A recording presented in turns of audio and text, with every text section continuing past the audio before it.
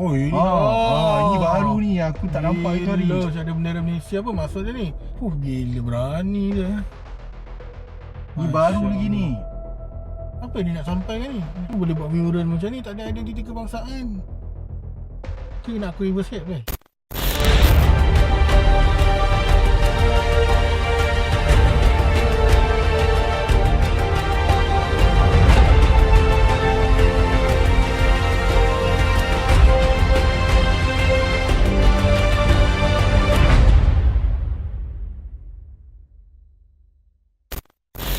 TV per TV kembali lagi menerusi bongkar segmen yang pastinya lebih hangat membongkar keluh kesah masyarakat. Episod kali ini kami bawakan Rando, pengerusi Pertubuhan Pemerkasaan Identiti Malaysia, bagi memahami perjuangannya memartabatkan bahasa Melayu. Saya dikenali dengan Rando, tapi nama saya Islah. Saya pengerusi Pertubuhan Pemerkasaan Identiti Malaysia. Jadi disebabkan saya pengerusi, kena galas tanggungjawab untuk nak memastikan kita punya identiti negara ni berada dalam landasan ikut Perlembagaan Persekutuan. Aktif mendedahkan aktiviti pelacuran bahasa Melayu, TV per TV berkunjung ke kampung halaman Randuk di Lukut, Negeri Sembilan bagi melihat sendiri kemusnahan bahasa yang sering didedahkan. Macam ni pun ada dalam aduan ni. Ni tahun 2009 Persatuan Hokkien. Apa pasal bahasa Melayu kat bawah? Ni macam ni pun ada aku buat aduan. Report dah. Tu kalau kat sebelah sana nampak tu yang warna merah tu kan, tokong tu. Tokong tak tokong kenalah bahasa Melayu.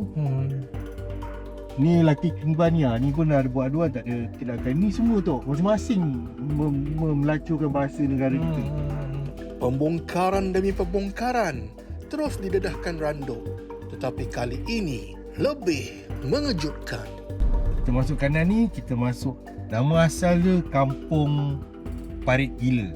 Sekarang dah bertukar jadi Kampung Baru Sri Parit. Allah. Dan kita boleh nampak lepas je daripada makam kerabat Raja Selangor, ada papan tanda, gerbang tulisan Cina yang mana ini adalah binaan haram. Saya dah buat aduan dah, dan LBBD sendiri nyatakan ini memang tak ada permit. Sebab untuk papan tanda pintu gerbang macam ni wajib guna bahasa Melayu sahaja. Tu bahasa Melayu? Kampung Baru Sepaik? Sahaja. Itu masalah dia bila penguatkuasa kita tak menjalankan amanah. Kalau bila tak ada permit dari segi hitam putih dia, kalau tiba-tiba ada apek terlanggar benda ni roboh jatuh kat dia, siapa nak bertanggungjawab? Dia tak ada permit. Kami kemudiannya dibawa ke Pengkanan Kempas, kira-kira 30 km dari Pekan Lukut, untuk melihat sendiri kegiatan pencabulan bahasa seterusnya. Memang pakan Cina je ni. Tak, itu hari tak ada lagi tau. Mana boleh buat mural macam ni, tak ada identiti kebangsaan. Dia nak aku reverse head ke?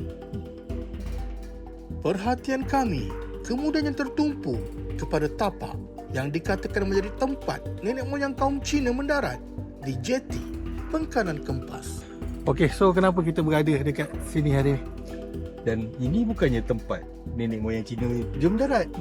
Siapa-siapa yang datang ke sini, orang Arab, orang Bugis, semuanya kat sini.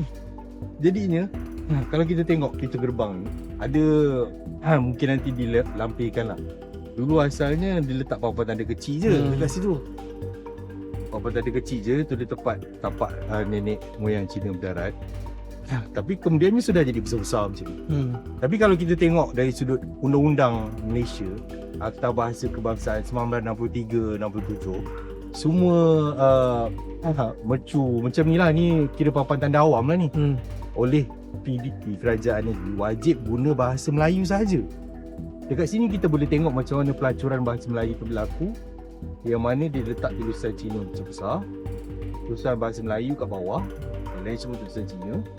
Dan ini bukannya identiti Malaysia. Tak ada sepatah pun istilah Cina dalam Perlembagaan Persekutuan Malaysia. Dan dia tuntut tempat ni, sedangkan macam saya kata, semua orang mendarat kat sini. Ini pelabuhan Melayu dulu.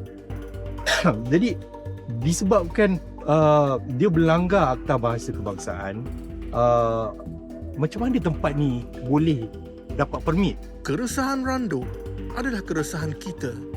Namun, sejauh mana kita bangkit untuk berubah? Anda mahu bongkar? Hubungi kami. Biar kami bongkar cerita anda.